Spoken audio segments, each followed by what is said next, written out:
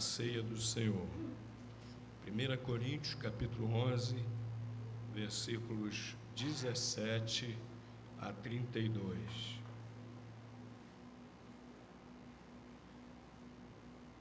Nisto, porém, que vou dizer-vos, não vos louvo, porquanto vos ajuntais não para melhor, mas para pior. Porque, antes de tudo, ouço que quando vos ajuntais na igreja, há entre vós dissensões, e em parte o creio. E até que importa que haja entre vós facções, para que os aprovados se tornem manifestos entre vós. De sorte que quando vos ajuntais num lugar, não é para comer a ceia do Senhor. Porque quando comeis, cada um toma antes de outrem a sua própria ceia. E assim, um fica com fome e outro se embriaga. Não tendes, porventura, casas onde comer e beber? Ou desprezais a igreja de Deus e envergonhais os que nada têm?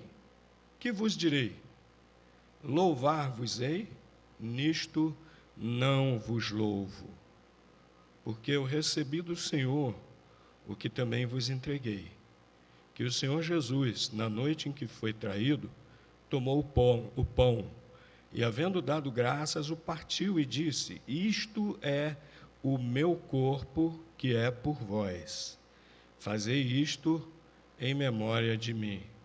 Semelhantemente, também, depois de cear, tomou o cálice, dizendo: este cálice é o novo pacto no meu sangue.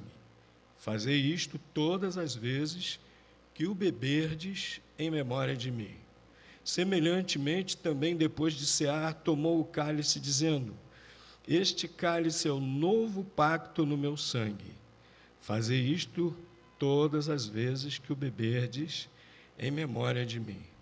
Porque todas as vezes que comerdes deste pão e beberdes do cálice, estareis anunciando a morte do Senhor até que ele venha. De modo que qualquer que comer do pão ou beber do cálice do Senhor indignamente, será culpado do corpo e do sangue do Senhor. Examine-se, pois, o homem a si mesmo, e assim coma do pão e beba do cálice. Porque quem come e bebe para sua própria condenação, se não discernir o corpo do Senhor. Por causa disto, há entre vós muitos fracos e enfermos, e muitos que dormem. Mas se nós nos julgássemos a nós mesmos, não seríamos julgados. Quando, porém, somos julgados pelo Senhor, somos corrigidos, para não sermos condenados com o mundo.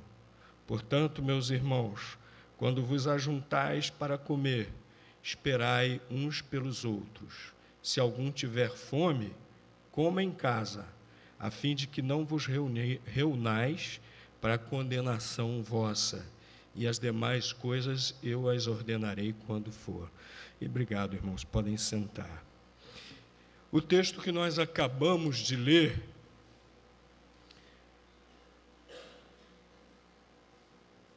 é o mais antigo a respeito da ceia do Senhor. Primeira coisa na Bíblia, primeiro texto da Bíblia que foi escrito a respeito da ceia do Senhor foi esse. Pastor, mas os evangelhos, Mateus, Marcos, Lucas, João também fala do que aconteceu no momento da ceia do Senhor, sem mencionar a ceia do Senhor, né? Mas os três sinóticos mencionam clara e explicitamente a ceia do Senhor, né? Pastor, os evangelhos vêm antes das cartas, vêm antes de 1 Coríntios. Tá, vem aqui na ordem dos livros da Bíblia, que são classificados conforme o seu conteúdo, né? Ordenados conforme o seu conteúdo. Mas, no que diz respeito ao tempo, cronologicamente, o primeiro relato que foi escrito a respeito da ceia do Senhor, primeiro ensinamento que foi escrito a respeito da ceia do Senhor, é esse aqui pelo apóstolo Paulo. E o apóstolo Paulo o escreveu justamente para instruir a igreja de Corinto sobre o significado da ceia do Senhor e sobre como a ceia do Senhor deve ser celebrada. Então, esse texto aqui, escrito a partir do que estava acontecendo na igreja de Corinto, ele ensina claramente como deve ser celebrada a ceia do Senhor. E é isso que nós vamos examinar nele. Primeira coisa para nós celebrarmos a ceia do Senhor, como ela deve ser celebrada, é que nós precisamos celebrar a ceia do Senhor com gratidão pelo sacrifício de Cristo na cruz. O sacrifício de Cristo na cruz não é um simples fato histórico, como aqueles que nós aprendemos nos livros escolares. Você fica emocionado e alegre estudando história.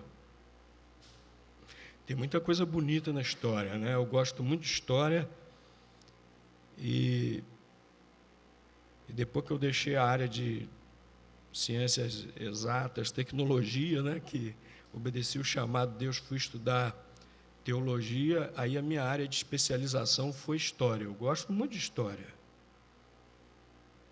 Mas eu acredito que nenhum de nós, estudando os fatos históricos, ficamos emocionados, mais que emocionados, alegres, agradecidos com determinados fatos históricos, né?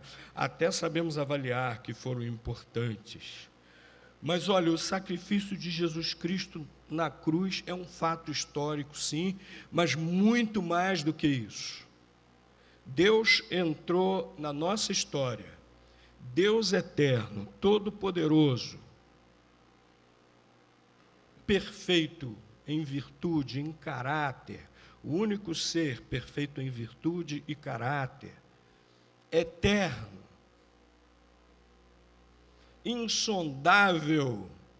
O que nós sabemos de Deus é aquilo que Ele nos revelou. Como é que Deus se revela? O pessoal aí que fez seminário tem que estar lembradinho disso aí, hein? Como é que Deus se revela? Pela Bíblia a gente lembra logo, né? A revelação que Deus fez, né, ao longo da história. Muitas vezes até Ele falou de si mesmo e está registrado aqui na Bíblia.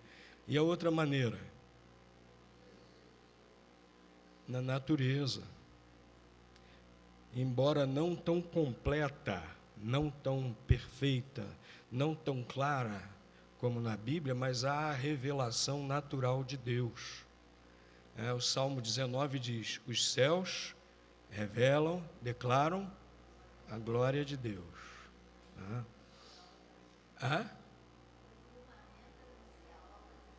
Das suas mãos. Um dia faz declaração a outro dia.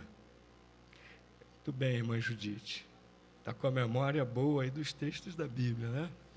Então, meus irmãos, nós podemos aprender algo a respeito da glória, do poder, da majestade de Deus, observando a natureza.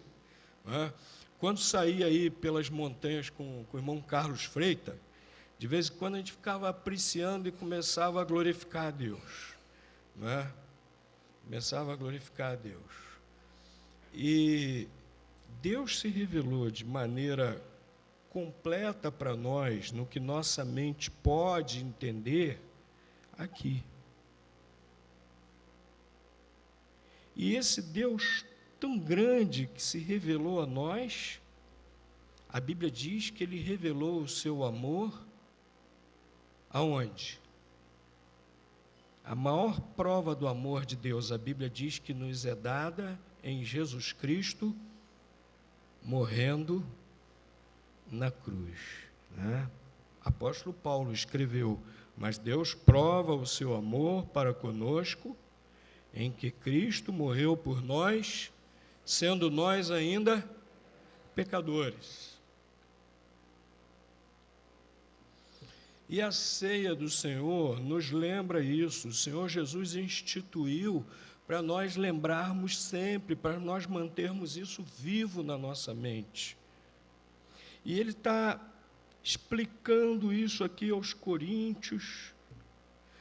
Não sabemos quantas vezes ele já havia explicado isso pessoalmente àquela igreja, mas agora ele estava explicando por escrito que a ceia do Senhor relembrava o sacrifício de Cristo na cruz por nós, o seu corpo, que lá na cruz foi dado por nós,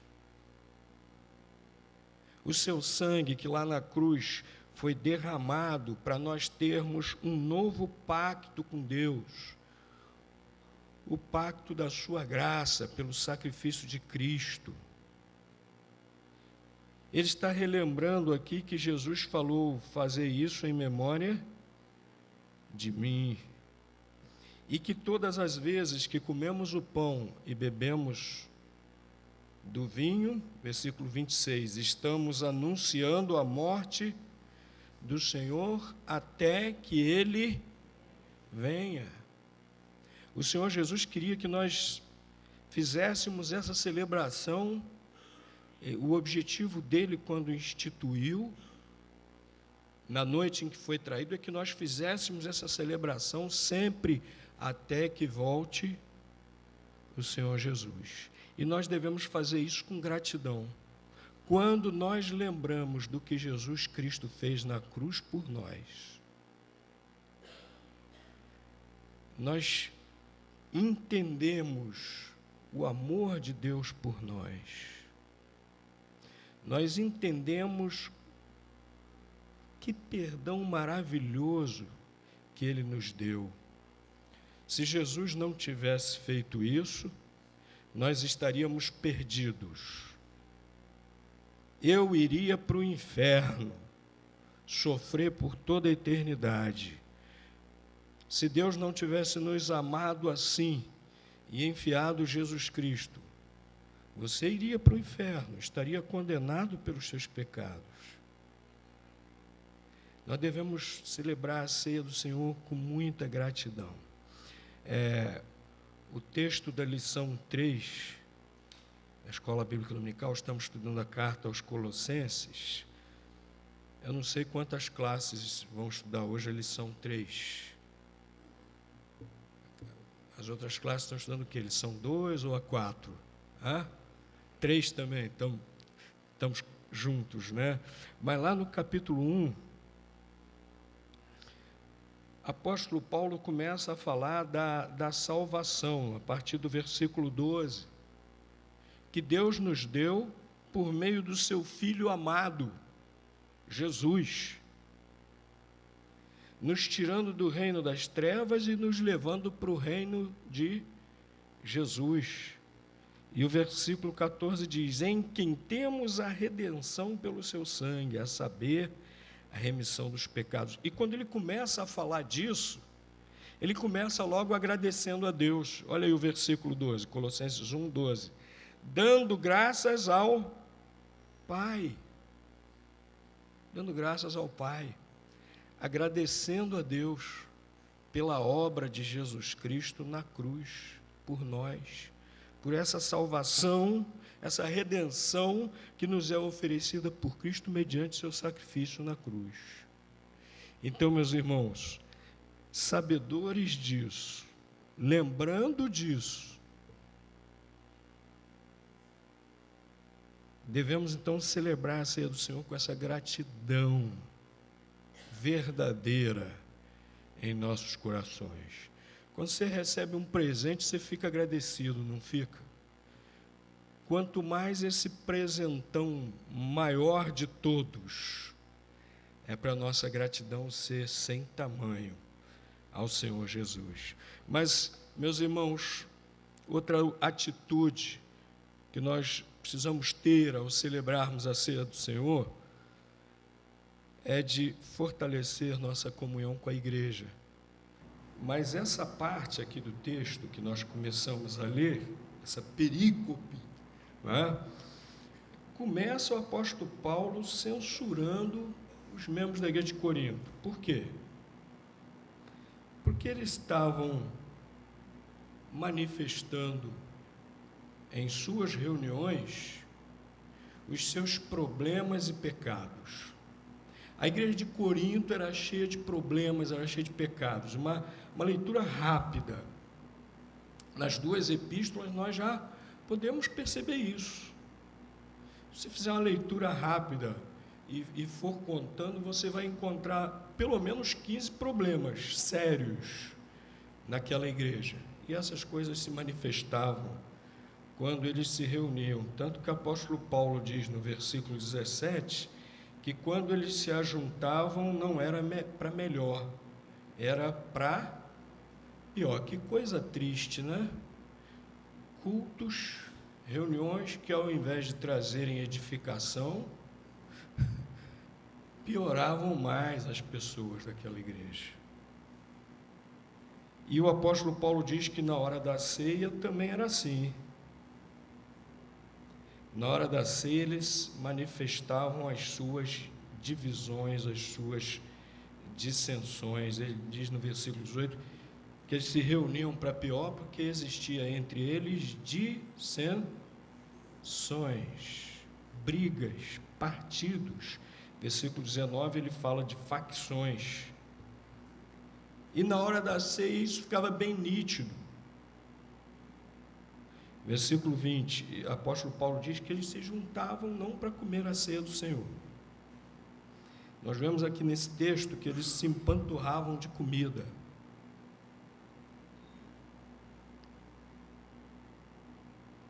Levavam muita comida para a igreja, em vez de fazer uma celebração da ceia, pão,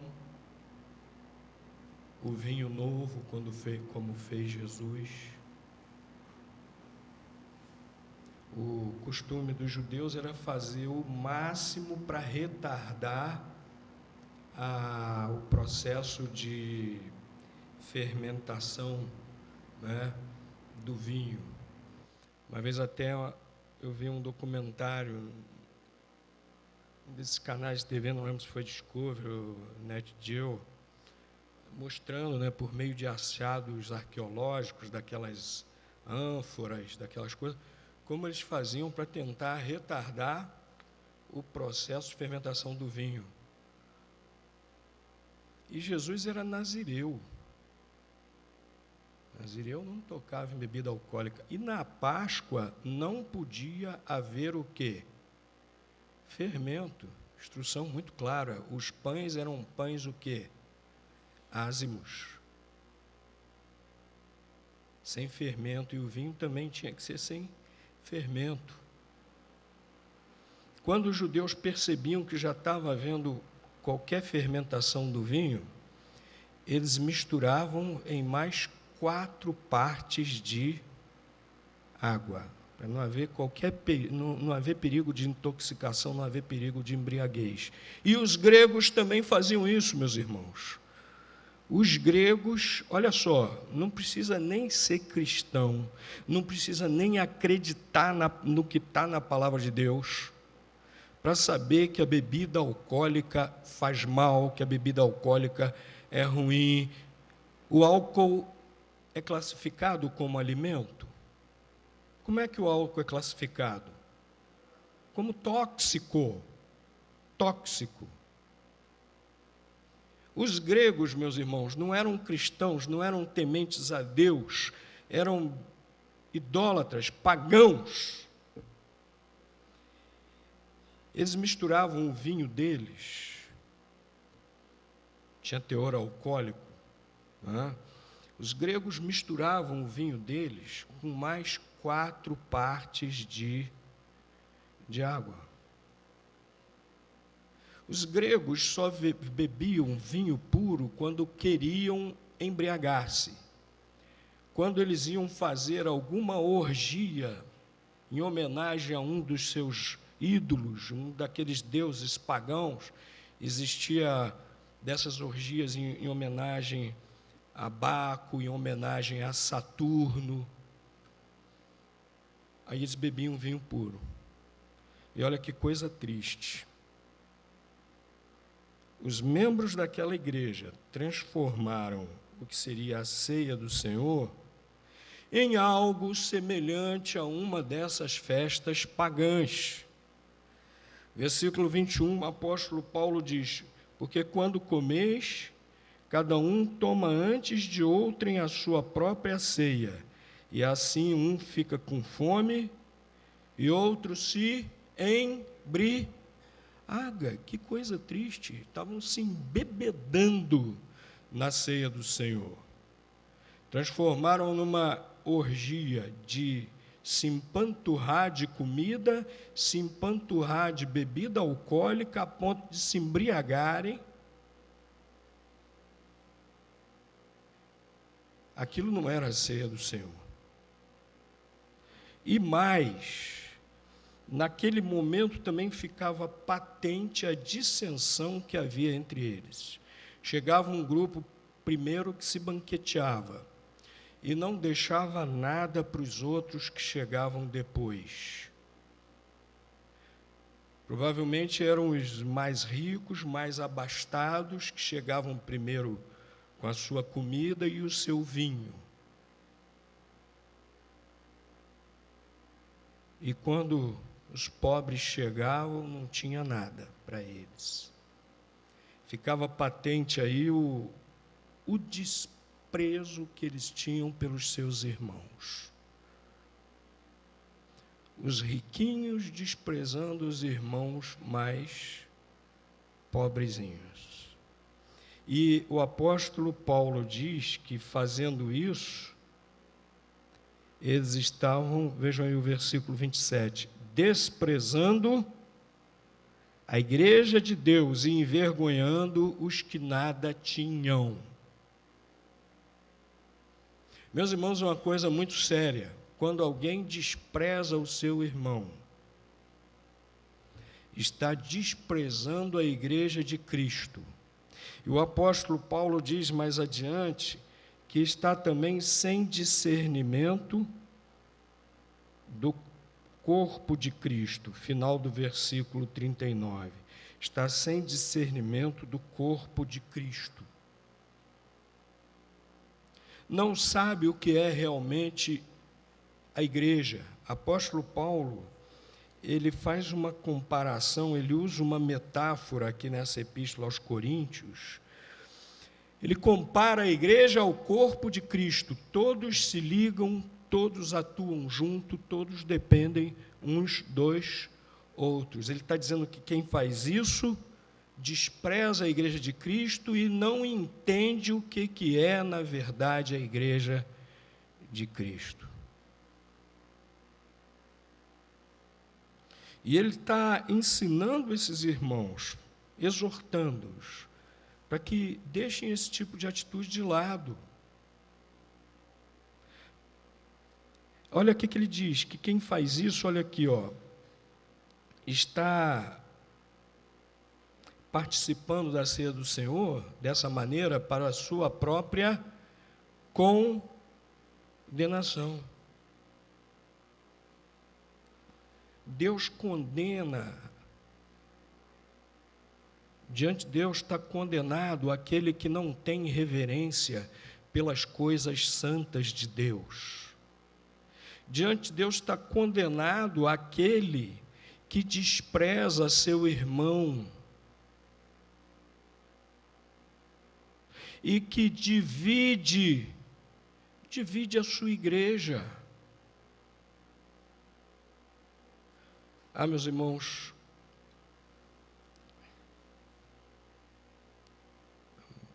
de vez em quando, às vezes, visito outras igrejas.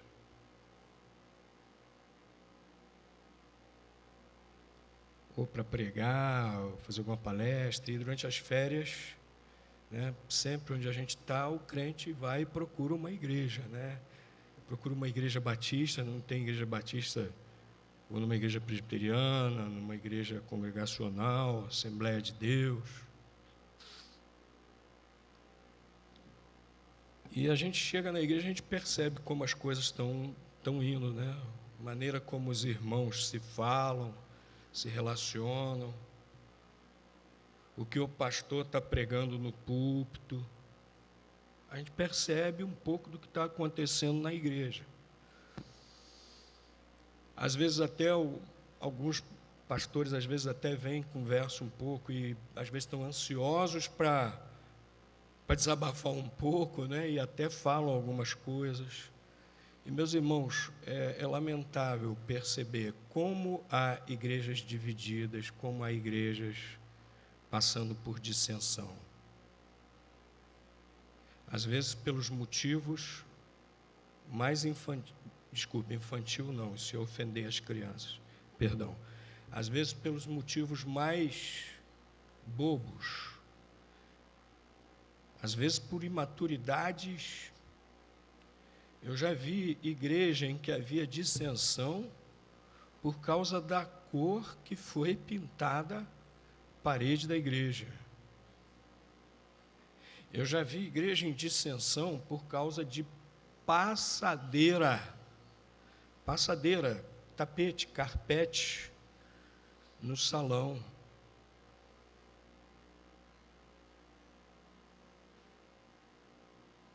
Deus quer coisas tão importantes de nós. E às vezes eu fico olhando para o ministério, para a atuação de muitos pastores e vejo-os gastando mais tempo atuando como bombeiros do que como pastores. Como o apóstolo Paulo aqui, botando água para apagar o incêndio daquela igreja. O apóstolo Paulo está mostrando para a igreja de Corinto que não deveria ser celebrada a ceia do Senhor. A ceia do Senhor simboliza também essa comunhão que temos, nós agora salvos por Cristo, transformados por Cristo, representa essa comunhão que temos também em torno da pessoa do Senhor Jesus Cristo. Essa comunhão que temos em torno da nossa fé no Senhor e Salvador Jesus Cristo. Então, nesse momento, deve estar presente também esse nosso desejo, esse nosso compromisso de trabalhar pela nossa comunhão, de trabalhar pela edificação da nossa igreja. Quando celebramos a ceia do Senhor, nós não podemos estar magoados com o irmão, nós não podemos estar desprezando o irmão, nós não podemos estar fazendo parte de uma panelinha na igreja. A igreja de Corinto, nós vemos aqui que tinha panelinha, né? Tinha grupos. Sempre existe aquelas pessoas que às vezes você tem mais afinidade e tal, né? Mas nós não podemos nos fechar, nós temos que ter comunhão com todos os irmãos. Nós não podemos desprezar ninguém, nós não devemos deixar ninguém de fora. Nós temos que estar de braços abertos para todos os irmãos. Você sabe o nome da maior parte dos membros dessa igreja? Nossa igreja é pequena, não é difícil não. De repente, se eu lhe apontar um irmão, você vai saber dizer o nome dele?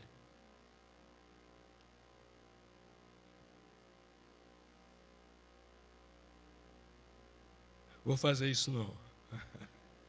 É lógico, né? É lógico. Uma coisa mínima, saber o nome. Às vezes me dá um branco, mas eu sei. Depois que o branco passa, eu lembro o nome. Mas de não saber, nem se interessar de saber, aquele irmão que vem aqui à igreja, aquela irmã que vem aqui à igreja todo domingo senta no mesmo banco que você, às vezes. Sabe o nome, pelo menos? Alguma vez já parou para conversar com ele? Meus irmãos, nós não podemos ser como a igreja de Corinto. Apóstolo Paulo diz que aquilo era para condenação deles. Deus não se agradava. Pelo contrário, condenava. E apóstolo Paulo deixa claro aqui que era até objeto do juízo de Deus, da correção de Deus. Versículo 32, quando, porém, somos julgados pelo Senhor, somos corrigidos para não sermos condenados com o mundo.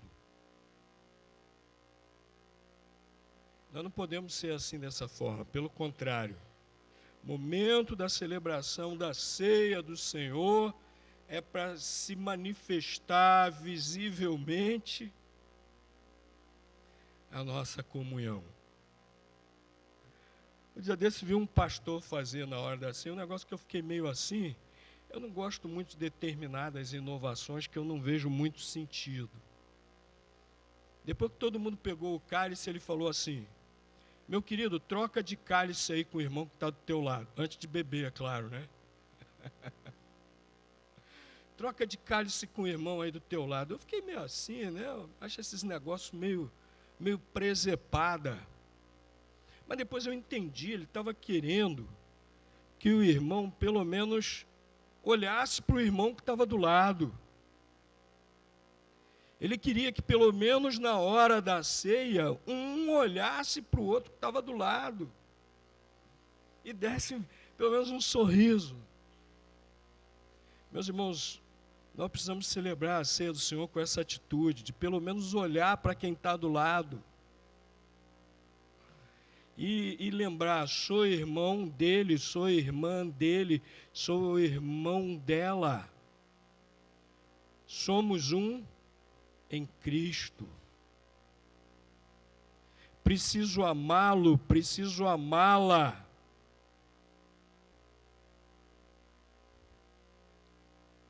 Na hora da ceia do Senhor, precisamos ter essa atitude, meus irmãos, esse propósito de realmente fortalecermos a nossa igreja, de amarmos, prezarmos a igreja, os nossos irmãos, de discernirmos o corpo de Cristo. Nós estamos enganando a nós mesmos, porque estamos continuando no erro, continuando no pecado. Deixar de tomar a ceia do Senhor não resolve nada. Paulo diz: examine-se o homem a si mesmo, examine-se, pois, a si mesmo, pelo cálice, participe da ceia do Senhor, arrependa-se, mude de atitude. E o apóstolo Paulo diz no versículo 31, se nós julgássemos a nós mesmos,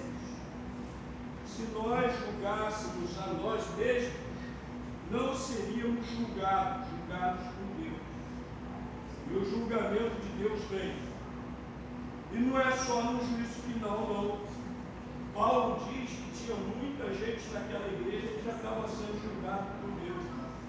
Paulo diz que tinha muita gente doente ou morta naquela igreja por causa de pecado. Ele diz que tem muita gente enferma e até aqueles que dormem.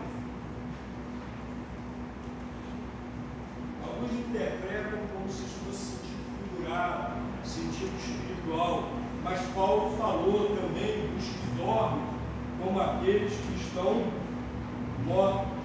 O que aconteceu com Ananias e Safira? Quiseram enganar a igreja, e ao querer enganar a igreja, Pedro disse que eles estavam tentando enganar o próprio Espírito Santo, pecando contra o Espírito Santo. O que aconteceu com os dois?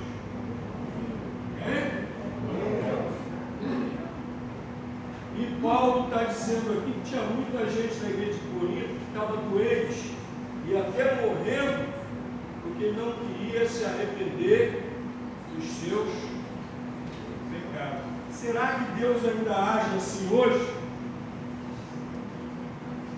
Não sabemos. Pode ser que sim, pode ser que não, mas o fato é que Deus sabe. Deus faz disciplina e Deus para o arrependimento, e Deus também julga aquele que é cabeça dura, teimoso, concupiscente e não quer se arrepender. O melhor caminho, o caminho que Deus deseja, é o caminho do arrependimento, para o nosso bem, para o bem da igreja.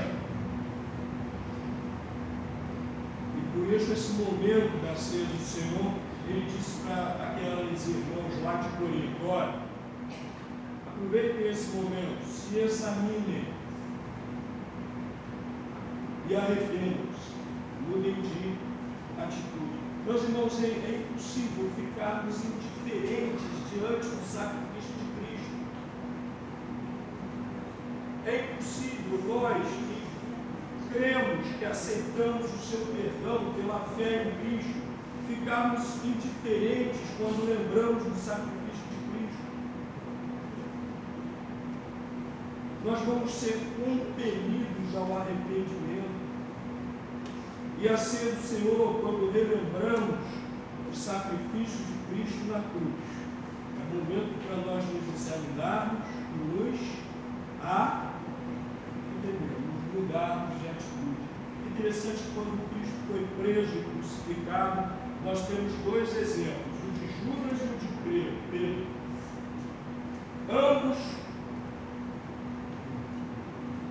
Ambos decepcionaram Jesus profundamente, traíram Jesus. Judas vendeu Jesus. Pedro negou Jesus 3 vezes.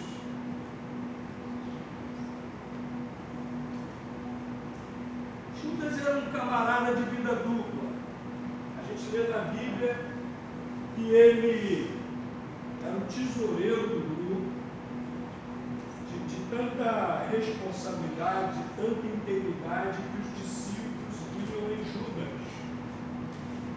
Jesus sabia quem ele era, Jesus conhece os corações, mas os outros discípulos viam Judas como um discípulo íntegro, e a Bíblia diz que ele era ladrão. Ele dava uma de piedoso, de quem se importava com os pobres, mas estava vivendo uma vida encoberta, né? Era só da boca para fora, uma piedade só da boca para fora. Quando a mulher ungiu Jesus lá em João capítulo 12, se não me engano, João capítulo 12, ungiu Jesus com um perfume muito caro, valiosíssimo, que Judas falou. E é uma de muito espiritual, não é? Que desperdício. Esse perfume podia ser vendido e o valor podia ser dado aos pobres, tirando onda. Mas Jesus sabia quem ele era. E até o fim Jesus estava investindo em Judas. E no momento da última ceia pascal, quando Jesus institui a sua celebração, a ceia do Senhor, ele ainda deu uma sacudida em Judas, ele exortou Judas. Ele diante de todos falou: aqui entre nós há um que me trai. Para ver se Judas ainda caía em si, para ver se Judas se arrependia. Mas lá o Evangelho de João diz que naquele momento entrou nele Satanás. Ou seja, Judas fez a sua escolha definitiva de trair Jesus, de não querer mais saber de Jesus. Isso propiciou que Satanás entrasse nele. E ele fez o que fez e não se arrependeu. Ele foi tomado de remorso e foi se focou. Remorso é diferente de arrependimento. Já Pedro, o que ele fez? Negou Jesus 3 vezes. Quando Jesus perguntou para ele: tu me amas? Ele chorou e disse: tu sabes que te amo.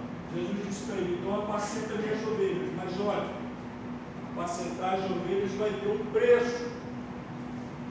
Você vai ser amarrado e levado para onde você não quer. Você será preso. Você vai sofrer por apacentar minhas ovelhas. E Pedro falou, e Pedro concordou. Pedro falou: tá bom, eu vou. E Pedro apacentou as ovelhas. E Pedro foi martirizado, foi crucificado em Roma, quando Nero perseguiu os cristãos. Então, meus queridos irmãos, isso é arrependimento, isso é mudança de atitude.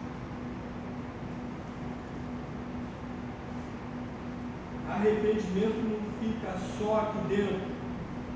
Arrependimento não nos consome de remorso. Arrependimento nos leva a uma mudança de atitude, uma mudança de vida. E, meus irmãos, na ceia do Senhor nós temos essa oportunidade. Examine-se e beba do cálice. É o momento para nós fazermos como Pedro fez. Mudança de atitude, arrependimento genuíno. Cada um de nós deve aproveitar esse momento para isso. Reflexão sobre nossas atitudes, sobre o nosso relacionamento com Deus, sobre o nosso relacionamento com os irmãos. E se há necessidade de arrependimento, fazer isso e participar da ceia do Senhor.